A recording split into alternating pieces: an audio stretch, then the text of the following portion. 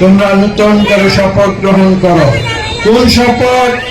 একটি শপথ, এদেশের মানুষের গণতন্ত্রের অধিকার ফিরিয়ে আনতে হবে। 5ই আগস্ট আমরা যে সংগ্রাম করেছিলাম, সেই সংগ্রামের মাত্র প্রথম অধ্যায় শেষ হয়েছে। সেই সংগ্রামের দ্বিতীয় অধ্যায় কি?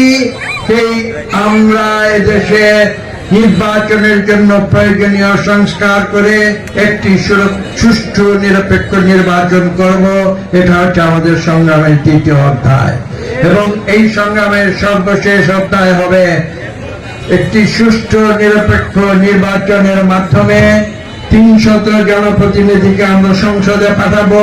তারা জনগণের প্রতিনিধি হয়ে তারা আইনের শাসন বাংলাদেশে কায়েম করবে, বাংলাদেশের মানুষের গণতান্ত্রিক অধিকার ফিরিয়ে নিয়ে আসবে।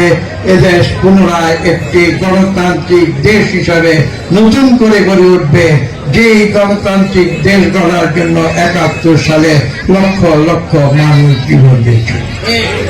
কাজে আজকে এই তরুণ সমাজ অনেকদের উদ্দেশ্যে স্পষ্ট করে বলে দিতে চাই, তোমরা রাজপথে ছিলে, তোমরা রাজপথে আছো, তোমরা রাজপথে থাকবে। কিন্তু পাশাপাশি আমি আরেকটি কথা বলে দিতে চাই, তোমরা ক্লাসরুমে ছিলে, তোমরা ক্লাসরুমে আছো, তোমরা ক্লাসরুমে থাকবে।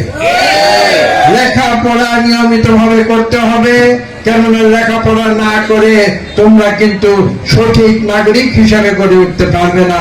তাহলে তোমরা এই দেশ শাসন করতে গেলে আওয়ামী লীগ যে ভুল করেছে, আবার সে ধরনের ভুল করার সম্ভাবনা থেকে যাবে।